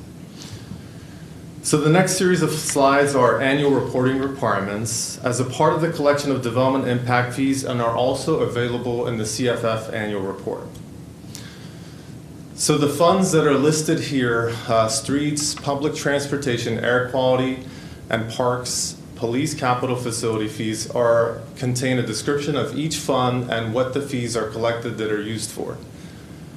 And these are the three other fees. So we have 7 total capital facility fee funds: fire, city hall, government facilities, administration. The table before you is the fiscal year 2022-2023 CFF program. This is broken down by both fee category, unit of measure, and applicable fee fund. And for a little bit of context, an impact fee for a single-family residential home per dwelling unit is $6,740. This next table before you is the beginning and ending balance of each CFF fund that I previously mentioned, the amount of impact fees that were collected last fiscal year, also known as the combining statement of revenues, expenditures, and changes in fund balance for fiscal year 22-23. And for some context, there was approximately $46 million left in the fund balance as of June 30th, 2023. This slide before you is my favorite slide. It's the CIP expenditures table, which identifies each public improvement on which CFF was expended, including the total percentage of the cost of the public improvement or the total percentage of CFF that was used per capital improvement project, and the identification of an approximate date by which the construction of the public improvements will commence and end. This table before you is the CFF transfer table. This includes a description of each interfund transfer or loan that has been made from a respective fund, including the public improvements where the transfer or loan impact fees were expended. And finally, this is the CFF refund table. This shows that 2 CFF refunds were made in fiscal year 2022-2023. And with that, I'll take any questions as related to the CFF annual report. All right, does council have any questions of staff regarding item 21? Seeing none, I'll now open the public hearing. Members of the public, if you'd like to come forward regarding item 21. I will close public comments. Comments from council members. All right, I have a resolution accepting the capital facilities fees annual report for fiscal year 2022-23 and making findings related to each of the fee categories. Do I have a motion? Motion to approve? Motion by Councilmember Williams. Right. Sorry, Councilmember Wright. I thought it was Councilmember Williams. So we have a motion by Councilmember Wright and a second by Councilmember Alvarez. Will the clerk please call the roll for this item? Councilmember Wright. Aye. Councilmember Scutia Brayton. Aye. Councilmember Alvarez. Aye. Vice Mayor Ricky. Aye. Councilmember Bavaro. Aye. Councilmember Williams. Aye. And Mayor Zwallen. Aye. Carries unanimously. And thank you for that report for item 21. Next is item 22, hearing to consider accepting the fiscal year 2022-23 annual report of funds held for future improvements and making findings related to each security on file. Welcome again. Thank you, Mayor. This is our second annual report for the evening, and for some background, over the years, the city has collected impact fees as a condition of approval for multiple development projects. And these funds are designated and earmarked for specific future improvements. On occasion, these future improvements are not able to be constructed within that year in which the fees were collected, and therefore the city must retain these funds. These fees may only be used for the specific future improvements that have been identified during the project approval process. And currently, the city is retaining deposited funds for the following 3 projects. So I'll briefly go through them. The first project is 1024 Florence Avenue. In January 2000, the city issued a building permit for the construction of a new single-family dwelling unit at 1024 Florence Avenue. At the time, city service is not available in the area, therefore a connection cannot be made. A deposit was made in March 2001 in the amount of $2,500, and now we have roughly a little over $3,000 in that fund. The next project is 3055 Floyd Avenue, which is the northeast corner of Floyd and Roselle. In April 2004, the Planning Commission approved a final development plan for a 232-unit apartment complex as a condition of approval. The developer paid their fair share for the Beta Street extension with the adjacent property, and development has not occurred at the adjacent property. Therefore, the additional funds required for the construction of the Beta Street extension are not yet available. The deposit was made by the developer in 2005 and will remain in the trust account until development occurs on the adjacent property. And we have a little bit over $40,000 in that trust account. The third and final account is 3019 Floyd Avenue. This is Walgreens Pharmacy that was approved back in 2008 in Village 1. Future improvements include the construction of the new on-site driveway and the reconstruction of the bus turnout and the off-site driveway access. On September 30th, 2008, the developer deposited $27,165 into the city's trust account, and today we have a little bit under $33,000 left in that security. And with that, I'll take any questions. All right, questions from council? Seeing none, I'll now open the public hearing. Oh, excuse me, Councilmember Wright. Thank you, Mayor. Back to the Walgreens on 3019 Floyd Avenue. So that $32,000 that's there, is that money that's there's some items that need to be done that haven't been done yet?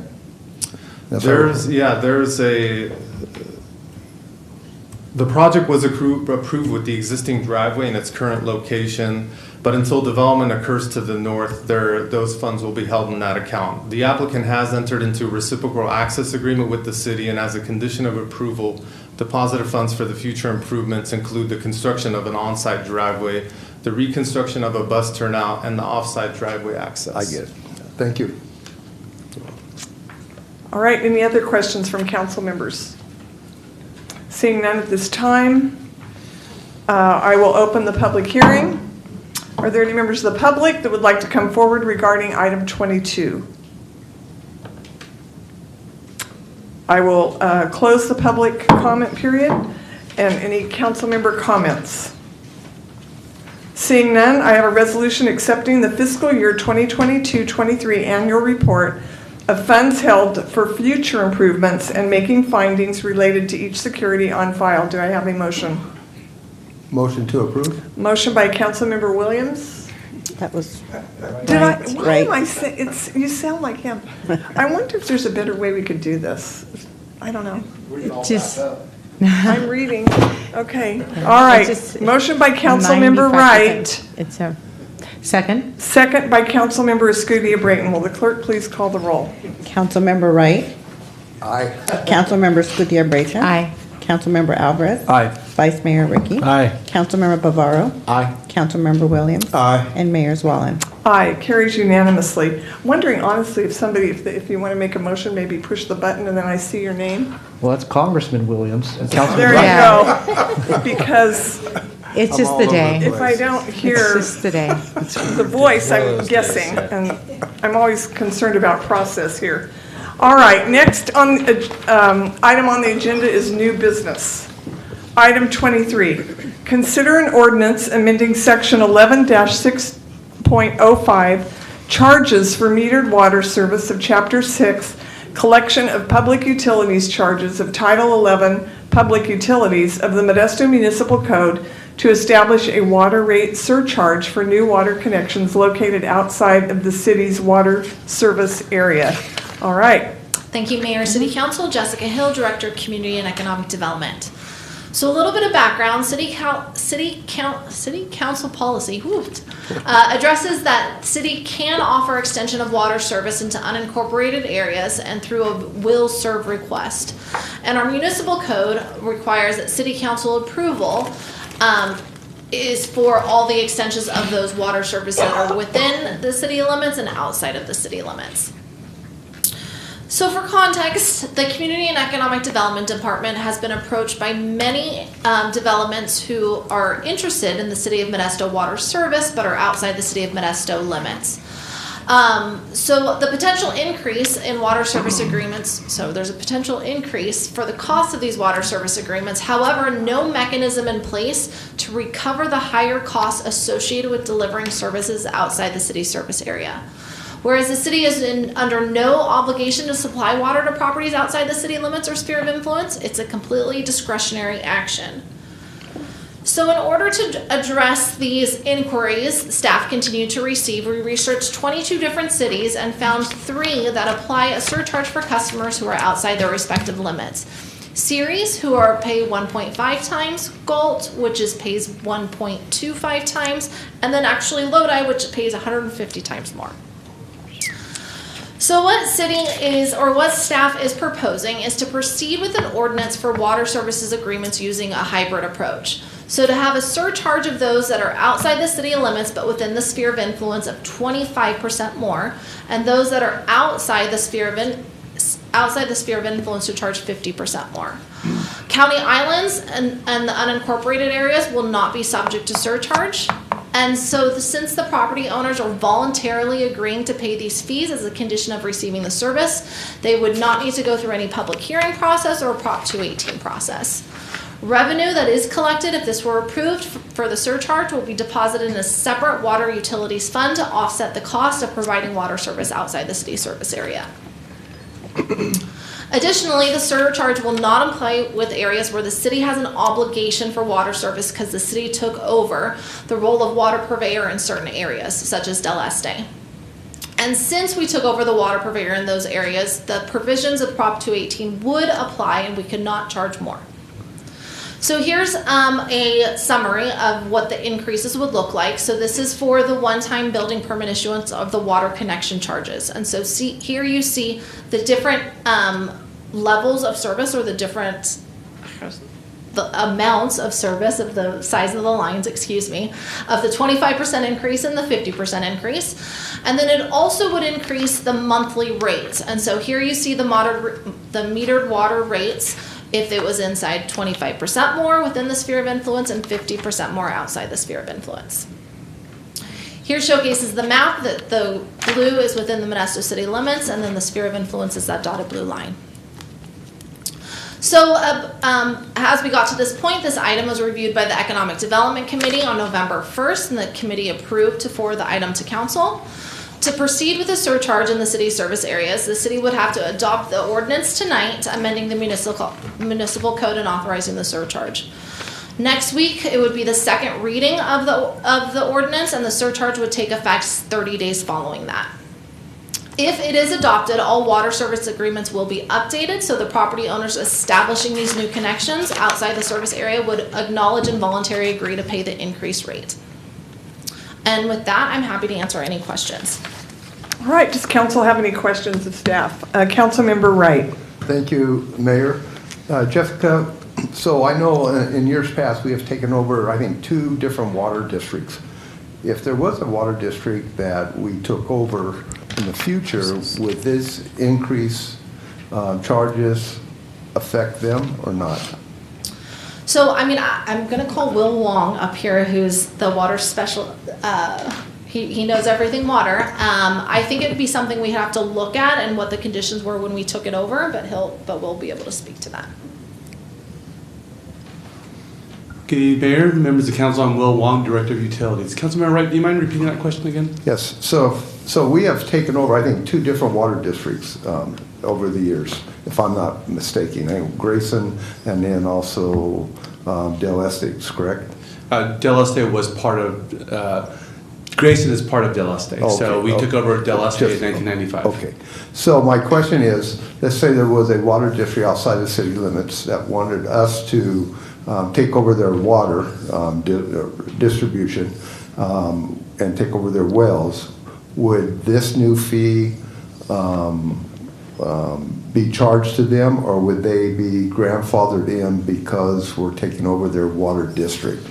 That's a very good question. So if the existing water system were within the existing service area, we'd have to reassess how we would connect them to the existing system. So it's all about connecting the new potential new water system to this current city system. Okay. The other thing we would have to do is a financial analysis to make sure that the new water system is on par with the current City of Modesto water system. The City of Modesto does meet AWWA standard, American Water Works standards, so we have a pretty high standard, and we need to make sure that any new water system also meets our same standards. Otherwise, those folks in that area may have an additional surcharge to upgrade their system to meet our current standards. Okay, so that's a maybe. That's a maybe. So this ordinance is not a maybe, this ordinance is an ordinance. So is there some flexibility in our ordinance if we did take over another water system? For example, Del Rio. If Del Rio came to us and said, we want you to maintain and take over a water system, do we have the flexibility to look at that? And if they have a water system that is to our standards, at that time, would we come back to the council and ask for an amendment, not charging them more because of their standards, or vice versa?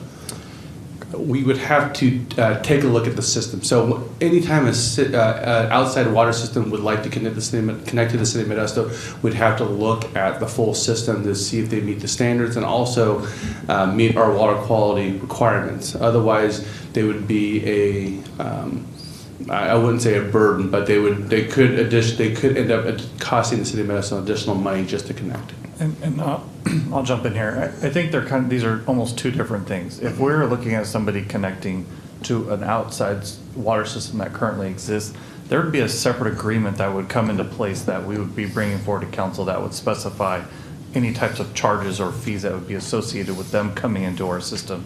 This is for outside service agreements for people who are trying to connect on our borders or outside of our areas.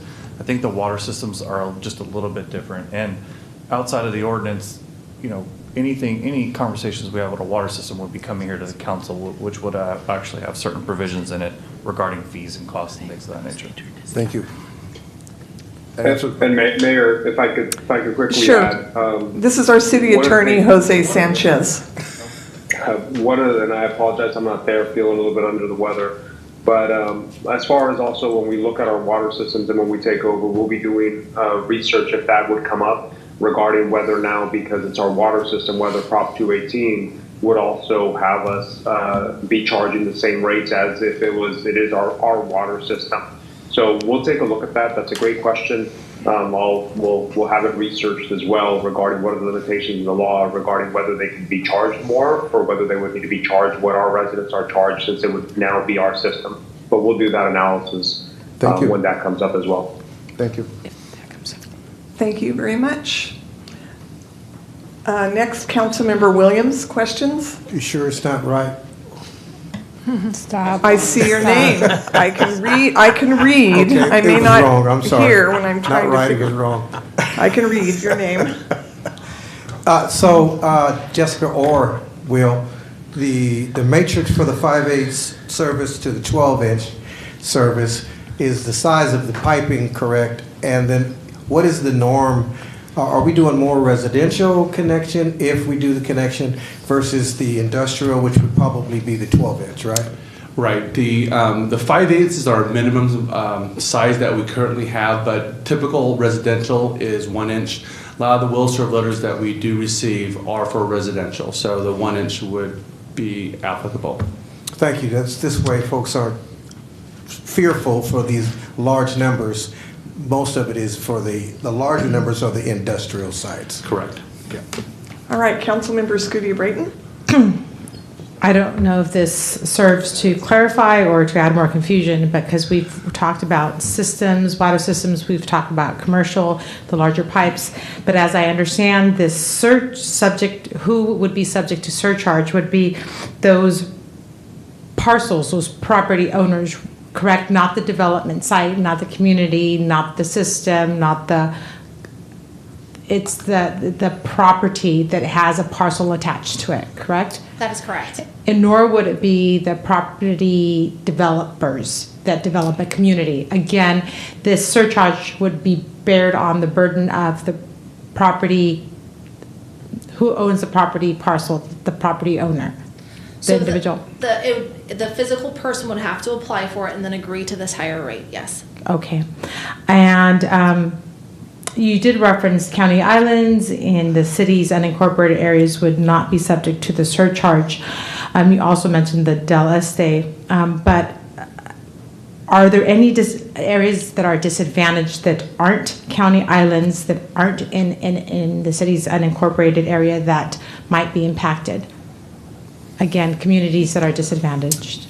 And how might they be exempt from the surcharge? Yeah, I think what community economic development tried to do is to find areas that would be exempt from this. So a lot of the county islands that are exempt, I think, are what we imagine would be the low income or the severely disadvantaged communities that the fee would not apply to.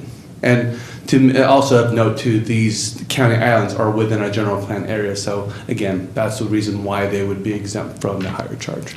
So based on your research outside of county islands, there's no areas that are disadvantaged that could benefit from this exemption of surcharge? What we focused on was making sure that we were serving all the residents of the city of Modesto and wanted to include those county pockets because they were eventually going to annex in. For areas outside, they're outside of city limits, and so what we would always first encourage is everyone to annex first before we even went forward with what the surcharge would be. So for our analysis, we don't have any development kind of outside right now that we anticipate this happening that's considered disadvantaged. Okay. Thank you. Thanks. I have a question then. So if people annex in, owners annex in, this does not correct apply to them? That is correct. Thank you. You're welcome. Any other questions, council members?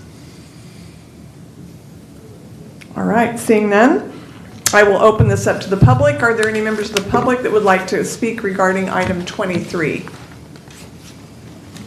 All right, I will close public comments. Any council member comments?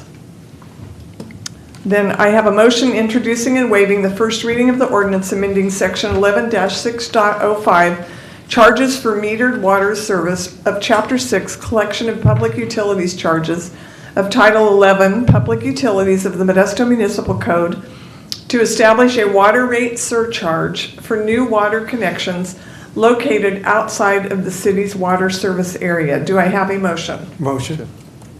Second. Motion by Councilmember Williams, second by Councilmember Ricky.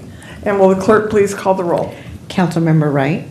Aye. Councilmember Gutierrez. Aye. Councilmember Alvarez. Aye. Vice Mayor Ricky. Aye. Councilmember Bavaro.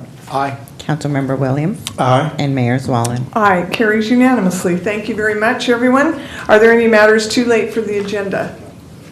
There are none. Seeing none, I am calling this meeting of the City Council to be adjourned.